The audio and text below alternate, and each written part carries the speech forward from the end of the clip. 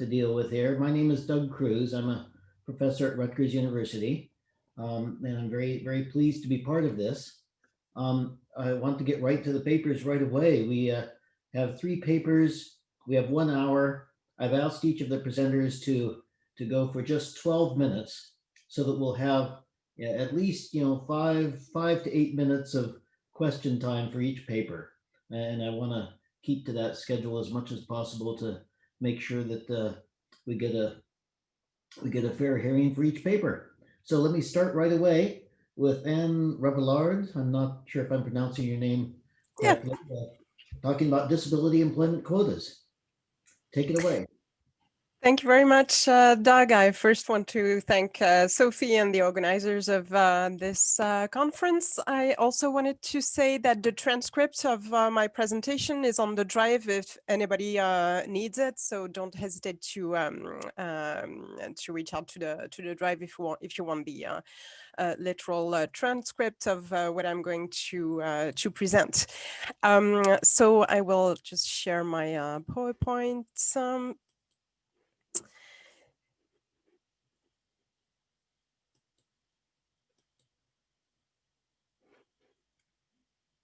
Oops, sorry. Okay, does the PowerPoint appear clearly? Okay, all right. So the presentation aims at opening up for discussion the framework and the very preliminary results of an ongoing research project on the disability employment quota. So this is really a work in progress, and I apologize for the very preliminary status of the findings I'm going to present, but I welcome this opportunity for feedback and discussion at a time when the project is still ongoing. So this research project on the disability employment quota is part of a broader reflection on the meaning and effects of quotas as policy tools beyond the case of disability. And it is actually my previous work on gender quotas as a tool of gender equality that inspired the theoretical questioning of this project. So having come to work on disability after an initial specialization on gender equality policy, I was struck by how quotas as a policy tool, at least at first sight, seem to have very different meanings in the 2 policy domains of gender equality policy and disability policy. So gender quotas are increasingly used as a tool of gender equality policy in fields such as political representation or access to managerial positions in the private as well as in the public sector. And as such, they're generally understood as part of anti-discrimination policy as a tool of affirmative action and aim at reducing power imbalances in the most prestigious spheres of society. Now, this contrasts with the way quotas have been analyzed as opposites to anti-discrimination in the field of disability. In this sector, quotas are an old policy tool. In several countries, they were put in place in the aftermath of World War I and remained in some cases to various extents and various forms in the following decades. And in this historical context, they were initially framed not in terms of anti-discrimination, but as social policy, initially targeted at war veterans and later expanded to all disabled workers. This historical heritage contributes to explain why, when disability rights and policy scholars develop theoretical models of disability policy, they tended to describe quotas as a feature of the welfare model as opposed to a civil rights model. Here I'm referring, for example, to typologies by Waddington or Heyer. So therefore, disability policy models convey the idea of the employment quota as a form of welfare and social protection that would be opposed to anti-discrimination. Yet the fact that quotas in other domains such as gender, but also racial inequalities have been framed as a tool of equality policy invites us to a closer investigation of the meaning of quotas, of the meaning and the effects of the disability employment quota. May this quota also be thought of as a tool of equality? So to this effect, I draw on the literature on policy tools, which has stressed the fruitfulness of exploring policy meaning and transformation through the lens of specific policy tools, here the quota. And I'm mainly interested in the evolution of the cognitive framing of this policy tool, how stakeholders conceive it, to what extent they frame it as anti-discrimination, social policy, or something else. Yet I also take into account the more technical and material aspects of the quota, its legal characteristics, level of implementation, concrete effects, and the interaction between the material and cognitive dimensions of this policy tool. So the broader project this contribution is part of explores these questions based on a comparison between France and the UK. And the general idea of the project is to trace the historical trajectory of the policy tool and its uses in both countries. And here I will be focusing in the case of France. So in France, initial provisions were adapted during the First World War, and these provisions were at the origins of a series of reforms extending and reinforcing the quota in 1957, 1987, and 2005, leading to the current 6% disabled worker quota in firms of 20 employees or more. So let me take you step by step into the history of this policy tool. So in several countries, as I mentioned, employment quotas were put in place in the aftermath of World War I under the influence of veterans organizations. And in France, in addition to the pension system, several laws which are listed here in 1916, 1923, and 1924 were adapted to promote the professional reintegration of war invalids through binding provisions, so reserved employment or quota systems aimed at both public and private employers. So while being thought in parallel to pensions as an alternative form of reparation to war victims, employment quotas represented a departure from usual assumptions on the relation between disability and work.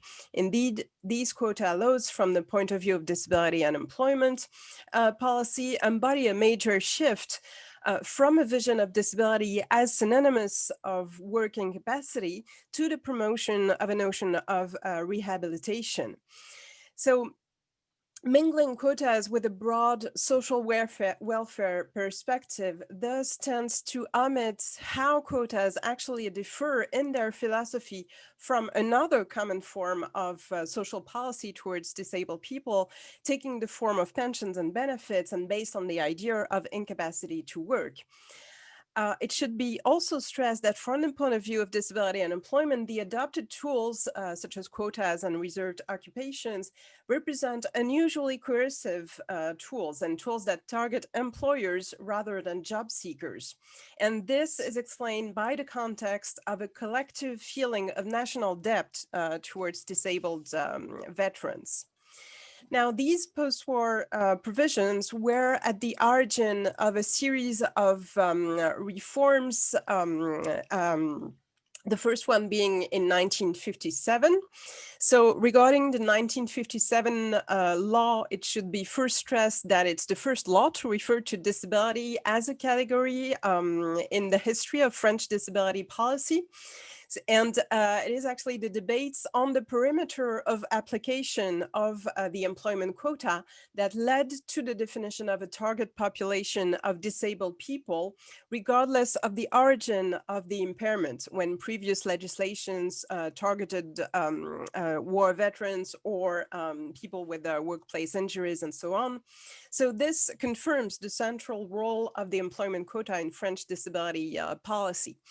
So this law provides for priority employment for disabled workers up to 10% through a complex system of job vacancy reporting. And to be sure, some of the features of the law make it hard to combine with an anti-discriminatory perspective. For example, the law maintains the possibility of pay cuts for disabled workers. And when looking at the parliamentary debates, those are marked by a consensus on the need for a form of binding intervention on the part of the states to promote access to employment. All the members of parliaments who express themselves agree on the idea that the employment of disabled people should not be left to the laws of the market. And the debate is more on the type of coercive instruments that should be used between obligation of employment and reserved positions. However, we punctually see the emergence of an anti-discrimination rationale for quotas in the debate. For example, in this quote, Marcel Delany, who is the reporter of the draft law at the Conseil de la République, one of the French assemblies, describes the quota as a temporary needed measure in the context of discriminatory attitudes on the part of employer. So she says employers, as well as the disabled workers' co-workers, have yet to be persuaded that their fears and reticence are unjustified and unfriendly. So this points to discrimination on the part of employers, but does not question the idea that without those discriminations, disabled people would be able to compete on with non-disabled people on the labor market. Now, interestingly, this member of parliament also hints to the parallel institutionalization of sheltered employment as an argument to stress the fact that the disabled people remaining in the mainstream labor market are the ones who have the work capacity and the skills to compete with non-disabled people. I will quickly skip to the 2005 law since time is flying faster than I thought.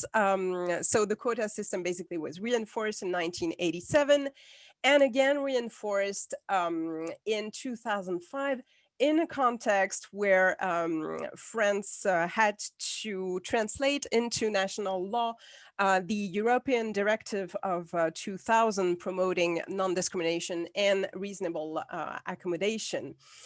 Hence, the question that was raised in the context of the 2005 law is the question of the compatibility between introducing non-discrimination and maintaining a quota system. So this possible contradiction was raised during the debates, yet the quota system was maintained. So one could just interpret the maintenance of and reinforcement of quotas as a result of path dependency, and see quotas as just an outdated remnant of the bygone era.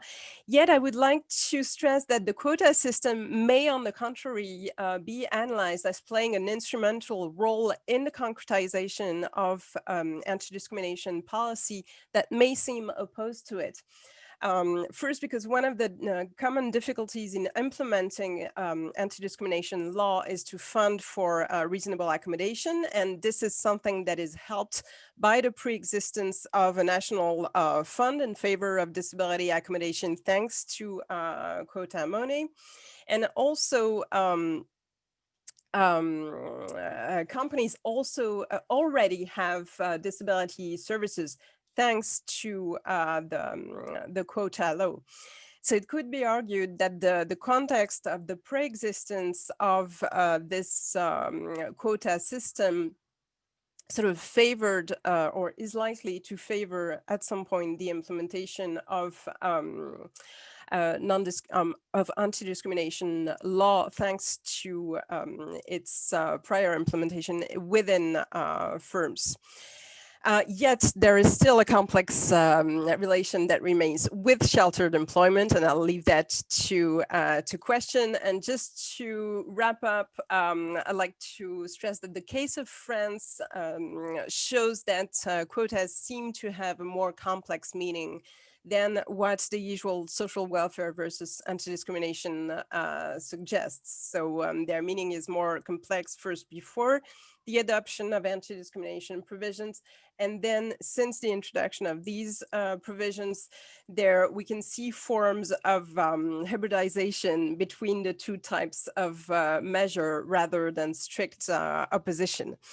Sorry for going a bit over time, but I welcome all questions on this. Thank you. Thank you very much. This is really interesting, and I have a few questions for myself, for you myself, but I want to go to a question that we've had posted already, and people can please post questions for Anne.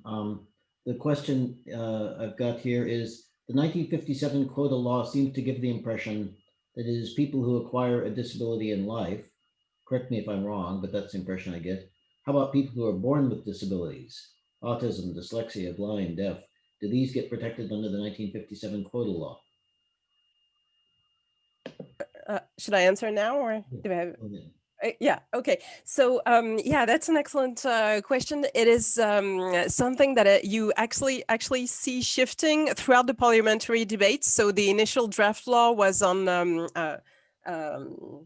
I'm losing the word in English, reclassification, I think it is in English. So people becoming disabled while they are already working. And you see through the debates, the target population expands to all disabled people. And it's something that is not necessarily theorized as such by members of parliament, but indeed it the perimeter expands to all disabled people. But what is really interesting regarding the 1957 law is that it targets access to employment hiring, whereas one of the main issues of the current quota system is that it mingles hiring and people who remained in employment, making it very hard to assess its impact, its actual impact on hiring. Okay, great. And we just got another question.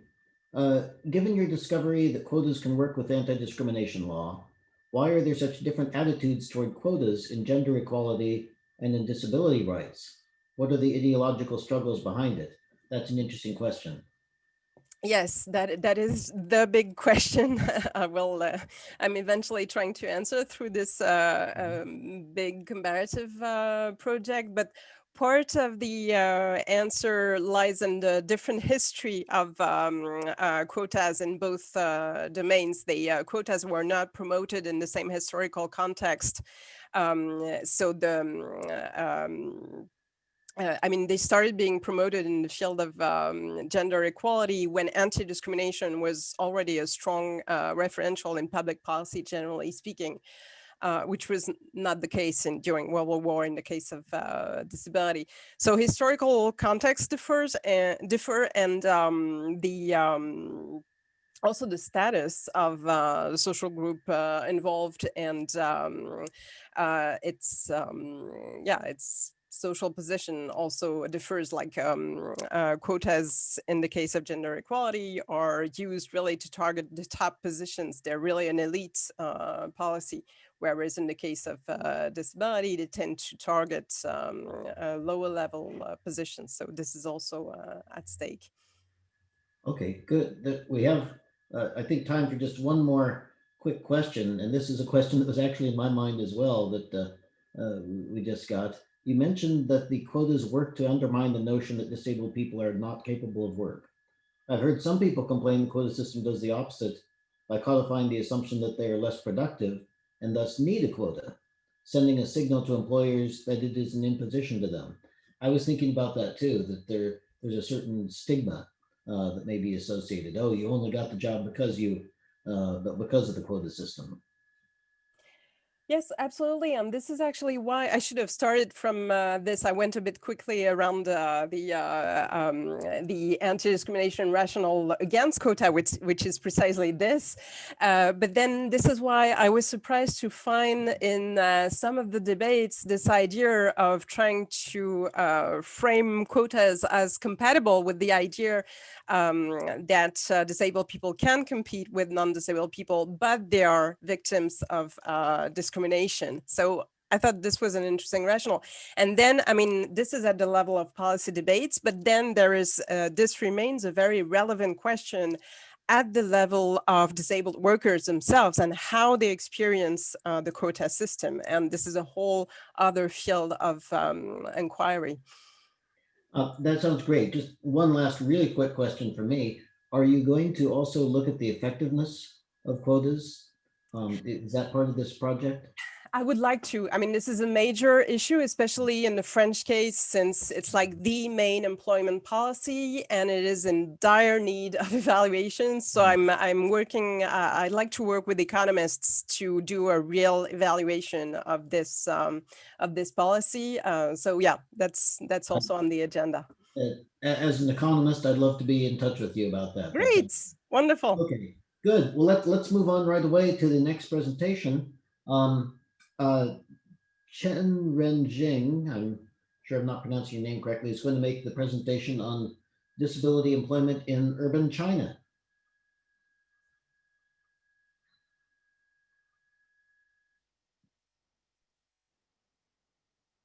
And Chen, are you available there? Chen, please unmute yourself. Sorry, can you hear me? Yes. Yes. Yeah, let me introduce myself first. My name is Chen Renxing, and I'm a PhD student from Renmin University of China. It's my great honor to attend this conference. I'm sorry because Professor Yang is on his way to another city. So today I will present this study on behalf of him. Yeah, the topic of my presentation is a study on disability employment in urban China, supporting policies, development trends, and suggestions for improvements.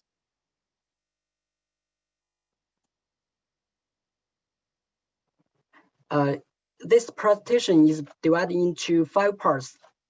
In the first part, I will introduce some basic concepts and some demographic characteristics of persons with disability in China.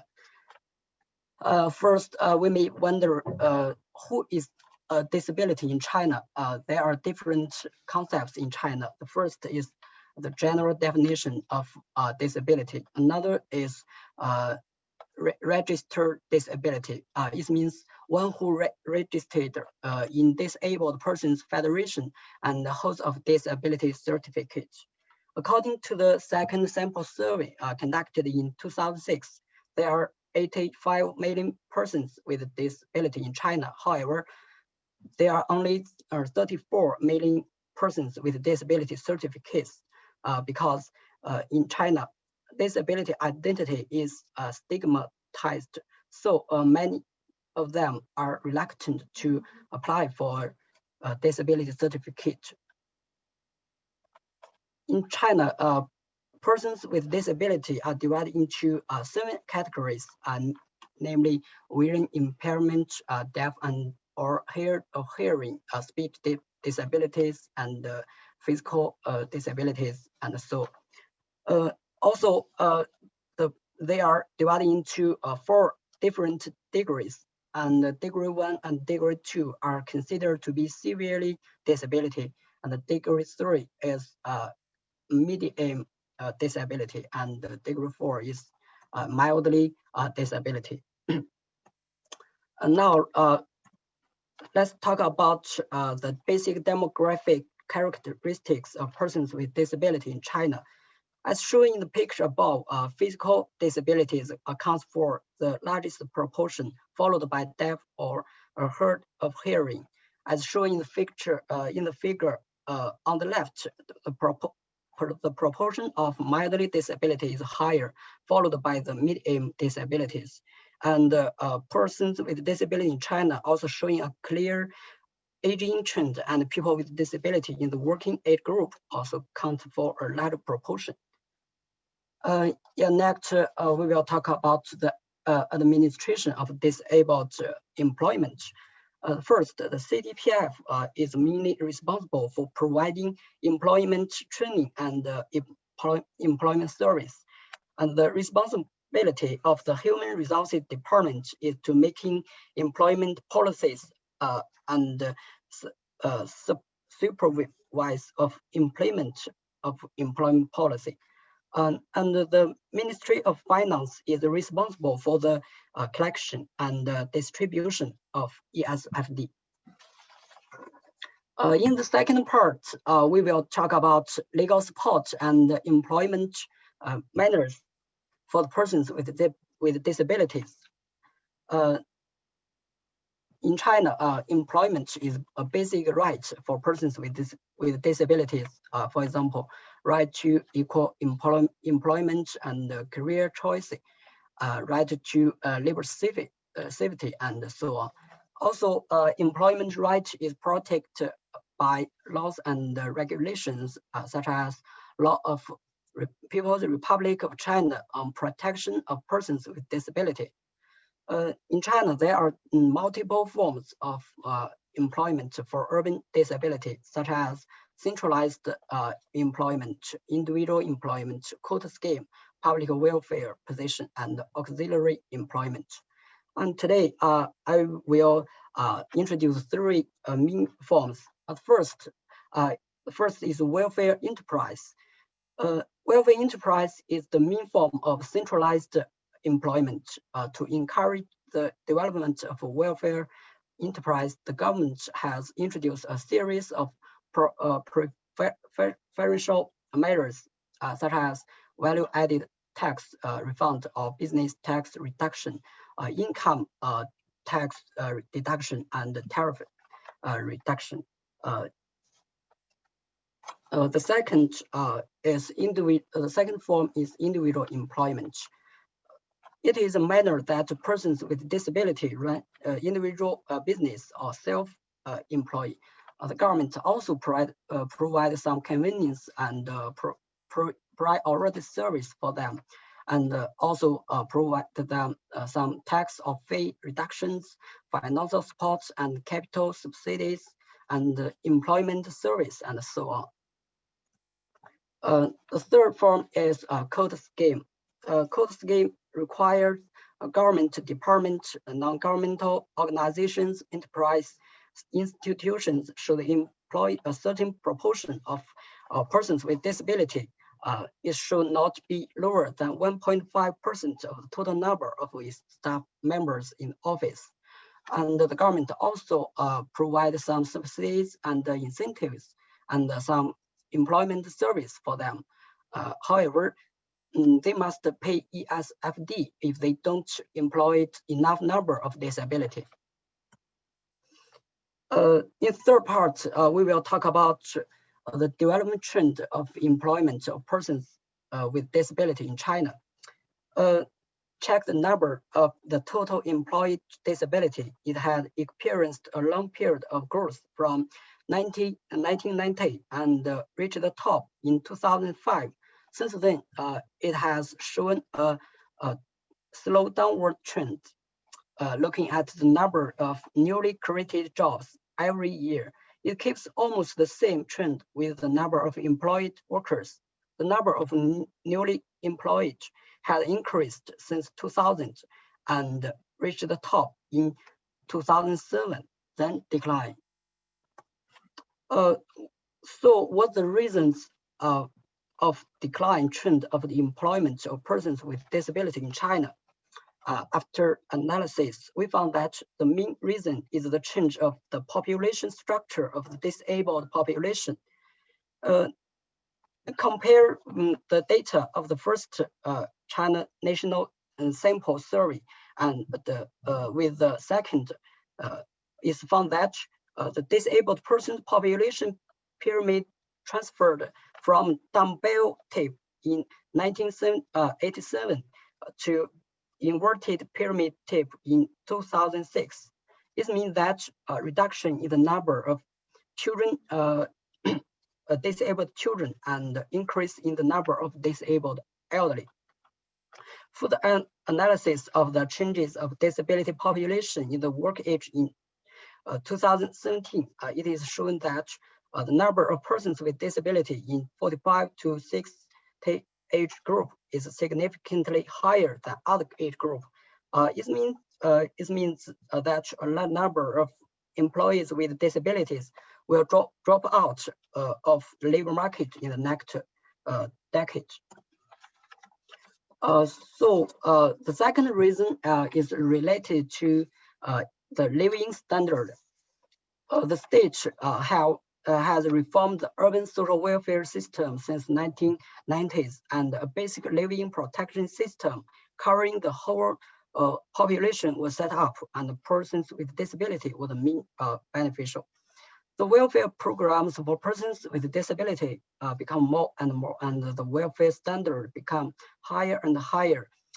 These measures have greatly relieved disabled living pressure. However, these policies have reduced the work motivation of persons with disability also. And another reason may be related to employment expectation. With economic development, more and more people with disabilities have higher employment expectations. For example, higher income, decent jobs. This leads to a deviation between their higher expectations and the actual situation in the job market. In the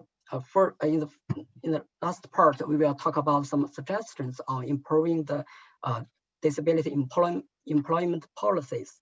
The first, we think it is important for improvement, education, promotion, or working training, and advancement of employment ability.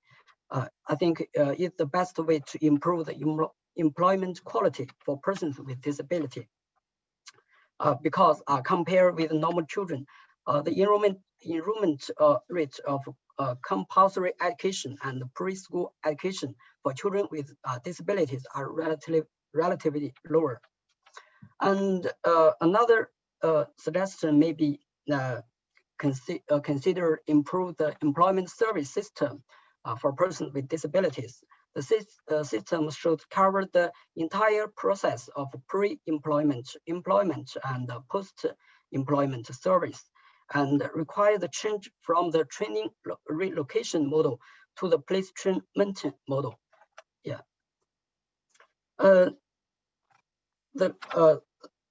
Most importantly, I think the important employment for persons with disabilities should be transferred from employment protection to anti-discrimination. At present, the employment for persons with disability is protective employment model in urban China. And important aspects for equal employment is to eliminate employment discrimination to them. I think it's a good way to amend the law of People's Republic of China on the protection of the disabled and enact the law on employment equality, and amend the law of People's Republic of China on employment promotion. In the last part, we will make a brief conclusion. China adopts professional policies to promote the disability employment. However, it seems didn't work. The number of disability declined since mid-2000s. With competitiveness of the welfare enterprise, the age structure of the disabled population, the negative incentive or quota scheme, and employment motivation of young disability are the main factors resulted in the trend of disability employment.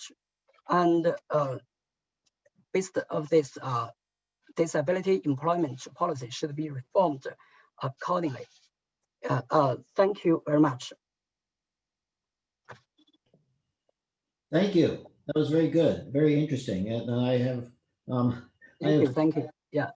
I have two PhD students who are very interested in disability policy in China, and I'm going to give them this this paper. It's a very important topic.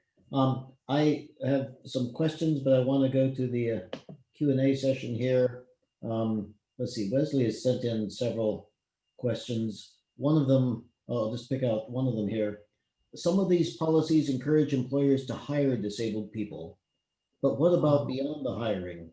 Are there measures that ensure employers be inclusive of them in the workplace and treat them fairly as employees?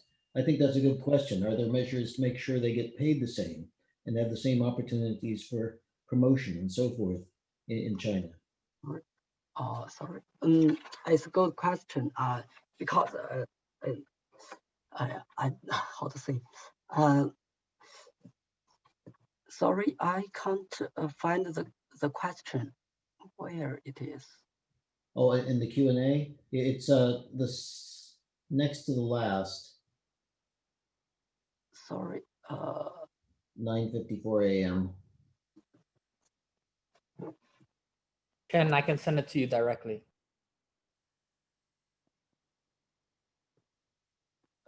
Sorry. Sorry. I just sent it to you via your chat.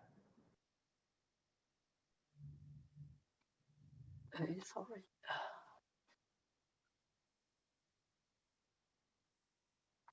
Oh, sorry. Professor Go, can you help me? Yeah. Well, sure. The question is just basically, is the policy in China simply to get people employed, but or are the policies once they are employed to make sure they're treated well in the workplace and are paid well? Definition. Do Sorry. you have the question? So the question is, once people with this disability are hired, because the government encourages hiring, but then how they are treated once they become employees? I'm sorry, because this study is my tutor's, so some of his ideas maybe I can't express clearly. So if you have some questions, I can write this question and send it to my tutor. Okay, I'm sorry. I'm sorry. Yeah. That would be I'm great. sorry. There's one other question that came in, and maybe you have a response to this.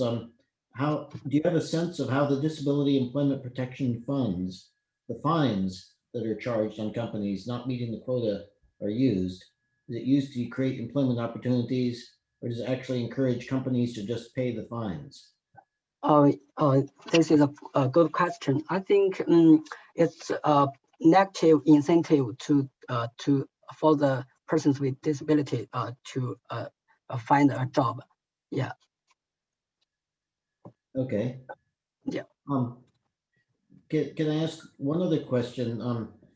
I'm curious about you talked about all the youth with disabilities and schooling. Are there policies in China in the US, we call them school to work transitions to help people once go from school into good jobs? Yeah. I think it's when persons with disability enter the workplace, I think they can't accept the unfair treatment to them.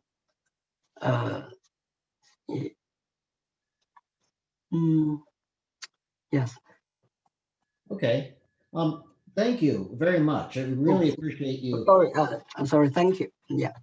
We really appreciate you filling in here at the last minute.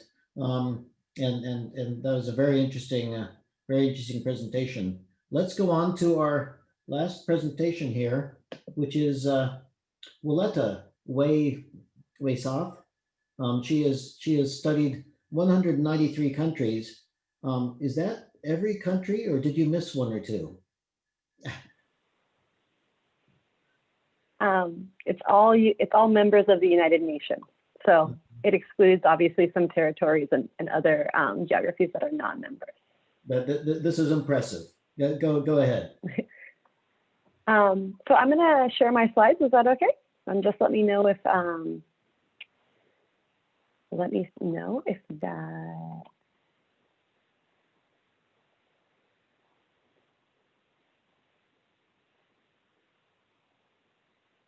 Can you see the slides pretty well?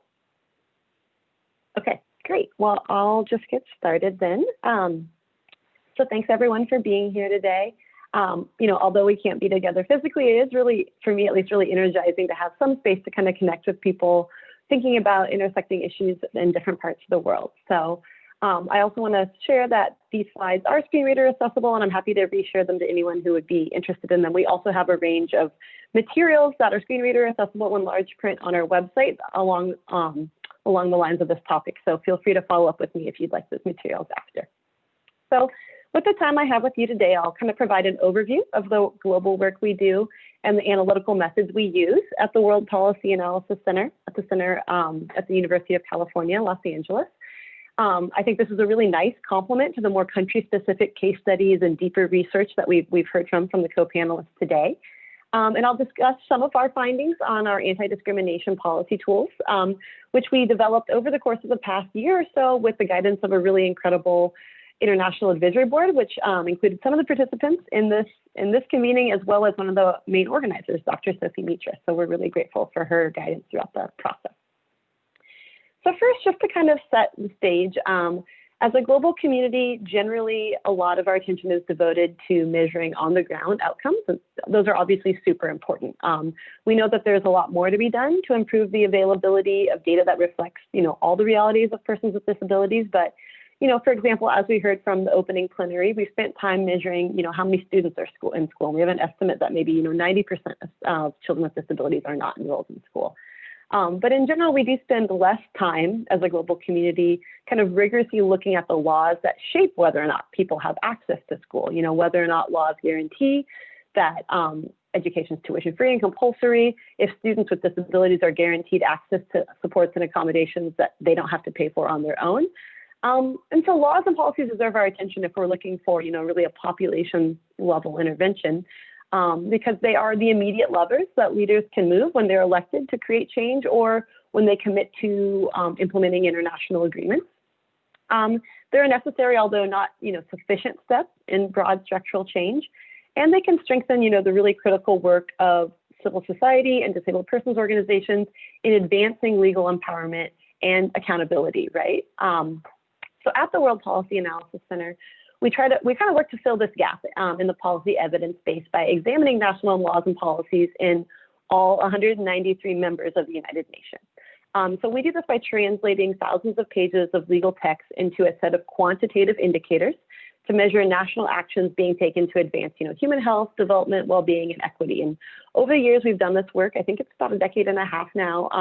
We found that these data can be an important tool to undertake rigorous analyses on the impact of laws, kind of using statistical methods. So I won't spend a lot of time on this aspect of our work today, but there is a research stream where we pair national longitudinal policy indicators that measure or identify legal change in time, pair that with microdata from population surveys from UNICEF, other like the demographic health surveys, and use kind of quasi-experimental methods to assess the impact of policies on metrics of well-being. And one recent study kind of looks at national guarantees to inclusive education in Africa, comparing countries with policy change, without policy change, controlling for important things like districts which have integrated schools versus a special education stream, to assess whether or not that policy is being implemented and having impact in the enrollment of students with disabilities in mainstream schools.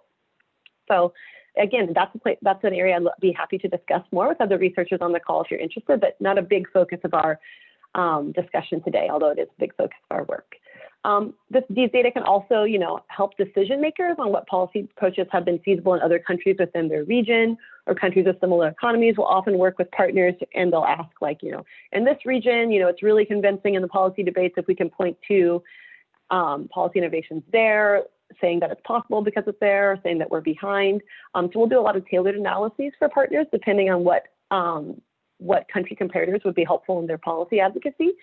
And also they can obviously just advance accountability efforts by monitoring government commitments over time. So they can measure the extent that governments are harmonizing, their national legal frameworks with important ILO conventions or, global goals like the 2030 Agenda or the Convention on the Rights of Persons with Disabilities. So, I mentioned that we examine laws and policies across 193 UN member states. Obviously, that sounds somewhat impossible. I'll just give you a couple steps that we take in this process. So we're basically working to transform this legal text, which is often, impermeable to a lot of people, into quantitative, like easy to understand indicators. So how do we do this? We really take advantage of platforms of laws that are made publicly available and regularly updated by trusted multilateral organizations like the International Labor Organization and like UNESCO. They do have platforms where you can access labor laws, education laws, anti-discrimination laws for almost every single country. And so across all of our databases, this legislation is reviewed in full in original language by or a translation to one of the UN languages, because our international team is fluent in 5 of the 6 UN languages. And so we develop coding frameworks, or in other words, like questions that we ask for every country, in close consultation with international civil society groups, consulting treaties, and conventions, and reviews of the academic literature. For example, the advisory board around anti-discrimination law really helped us, really called for, like, these are the things that we would like to know for all countries, and then we assessed if it was possible. So at that stage, it's really a conversation of what would be helpful to our partners, and it's often linked to global agreements because that can be a strong tool for advocacy. And so in order to kind of ensure quality, legislation is independently reviewed and coded separately by 2 analysts who come together to compare and reconcile their work. And once the stage of research is complete, another stage starts where we take a range of measures to ensure quality, like checking unexpected answers, randomized checks, and obviously welcoming feedback from countries themselves. So kind of moving on to this specific policy research stream. So in the years since the Convention on the Rights of Persons with Disabilities, there's obviously widespread global consensus on the value of inclusion versus segregation in the workplace. Yet we know that access to decent work really remains limited for too many people with disabilities in practice, right? And often work is a key way. Work is a key component of a healthy life. It impacts access to resources, social connections, and so it is a critical area for intervention, although obviously not the only one.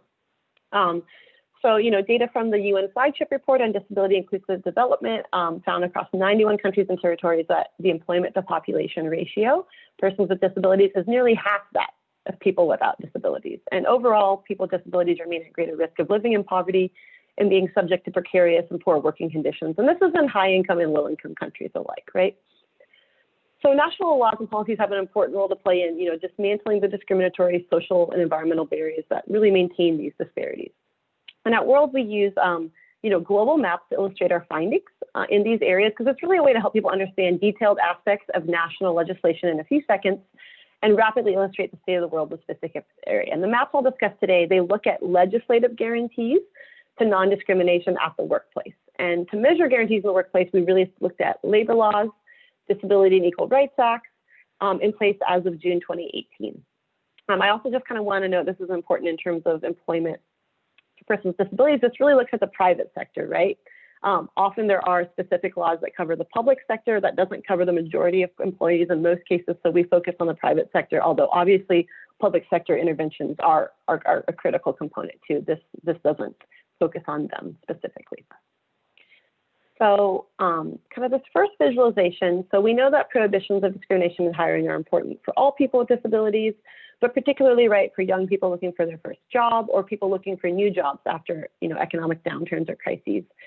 And this slide shows a global map, and each country is defined a different color from red to orange to light blue to dark blue to kind of represent the approach taken by national legislation to prohibit disability-based discrimination, like specifically in hiring. And across all the specific dimensions of work that we analyze, which includes promotions and demotions, employer-provided training, harassment, equal pay, and others, hiring is the most commonly protected area.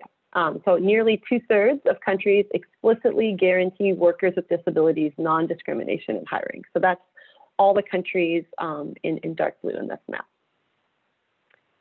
I'm going to skip this one for time. I'm going to look at this next kind of piece. So this next This next map kind of visualizes the question, does legislation explicitly prohibit discriminatory workplace harassment on the basis of disability? So existing evidence indicates that harassment remains a common problem at work for persons with disabilities, and that actually that persons with intersecting marginalized identities often experience this at higher rates, such as women with disabilities or Indigenous people with disabilities, across national contexts.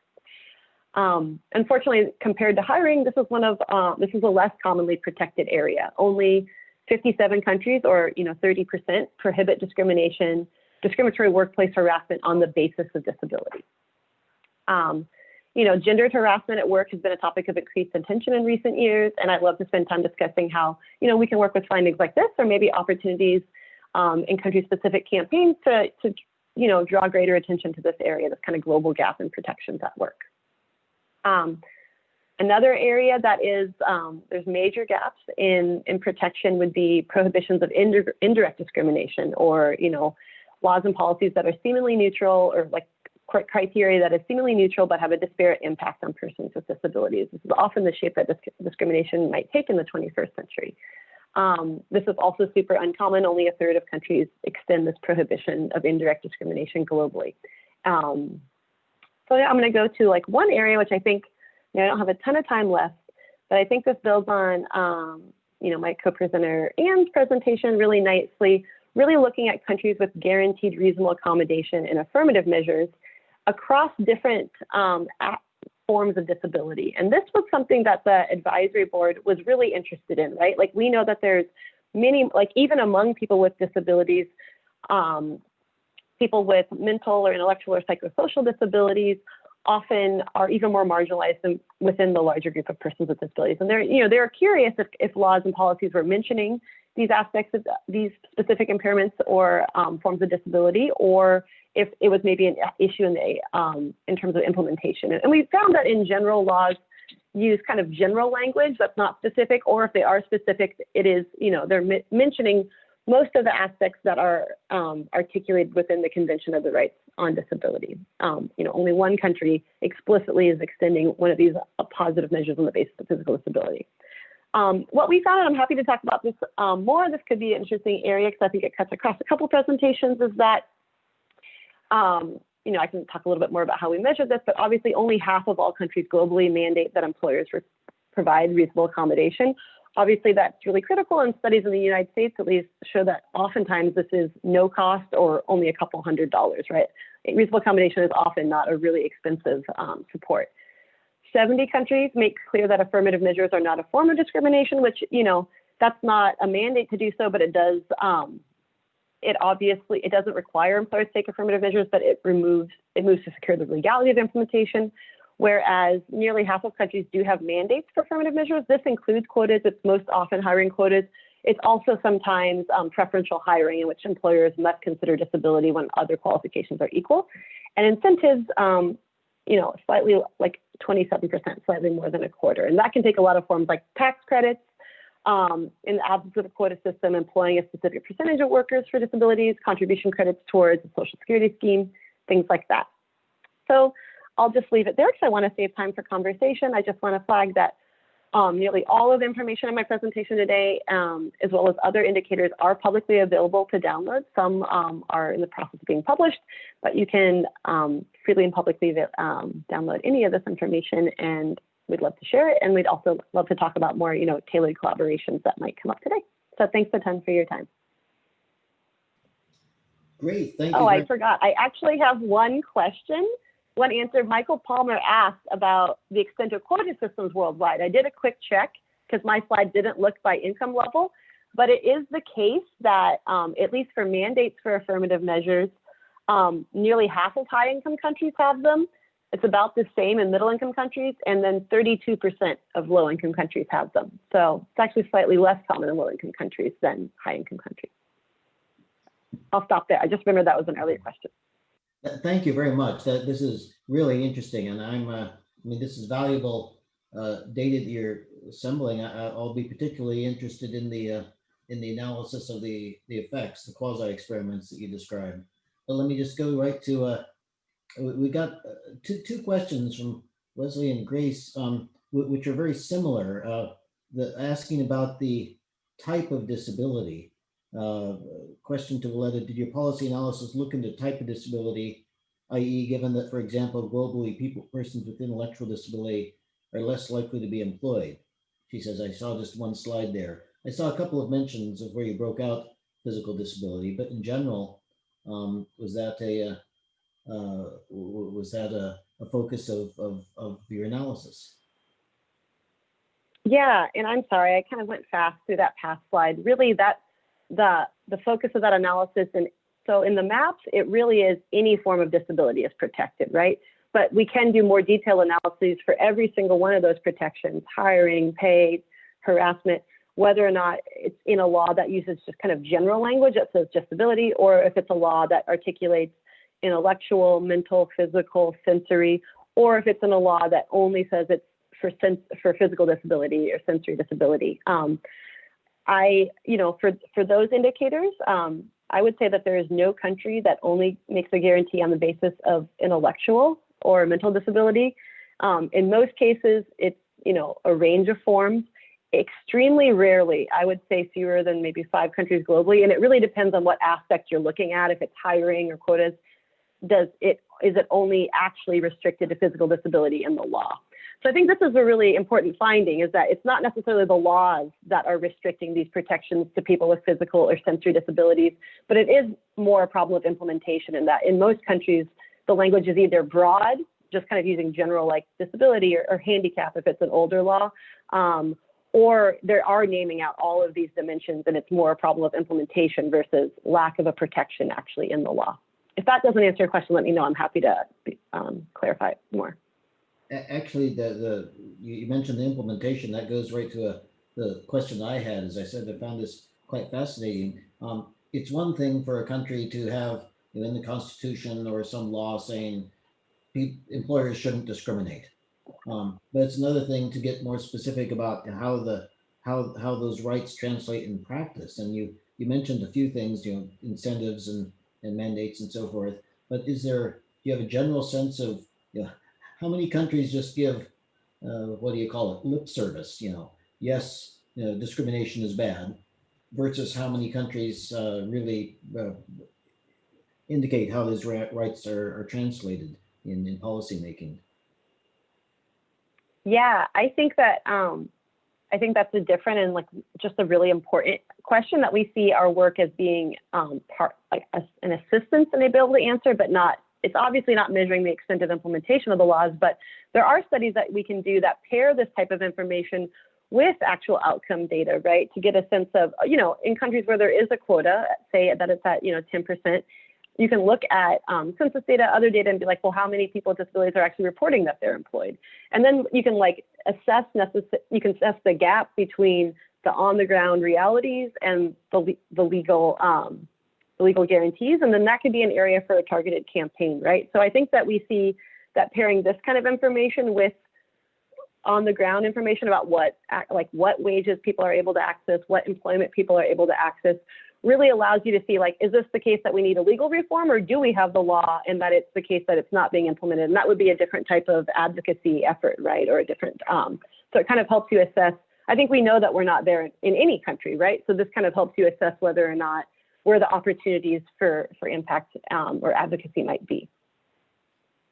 I'm curious, does your database contain really just laws, or does it contain regulations and how those laws are implemented? For example, in the ADA, with the ADA, we have the EEOC and others have just extremely detailed regulations on how the ADA is to be implemented.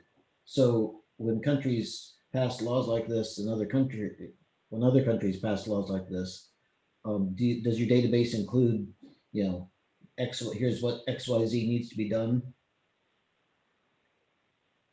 Yeah, different databases take, deeper looks. This one is much more just legislation. In some of our education work, we do look more into the policies. I think it is, compared to the country case studies we saw, obviously there's not as much detail for every single country as there are when you look at one specific country. But I think there are cases we'll look for partners where they'll say are there low-income countries with incentive programs? So then we'll look in the database. Maybe we'll pull up those 18 countries, and then it allows them to do a more targeted look in the regulations for those 18 countries, right? If you're looking for a more detailed answer about a way that they're doing this. Regulations also, yeah, sometimes they, the legal status of it, the importance of them do differ across country context. Sometimes they do have the force of law, sometimes they're more administrative and based on a department or ministry. Okay, great. Thank you. We are at the end of our time, and I really thank all the presenters for adhering to time limits. We were able to get in several good questions, and I really like as well that I think, as Willetta mentioned, this is her paper doing a survey of the broad, her report doing a survey of the broad policies around the world is a really valuable complement to the more country-specific papers that we saw from Anne and Chen. That I think both are immensely valuable. So thank you very much. We're at the end of our time, so really appreciate everyone's participation, and let's go on with the symposium.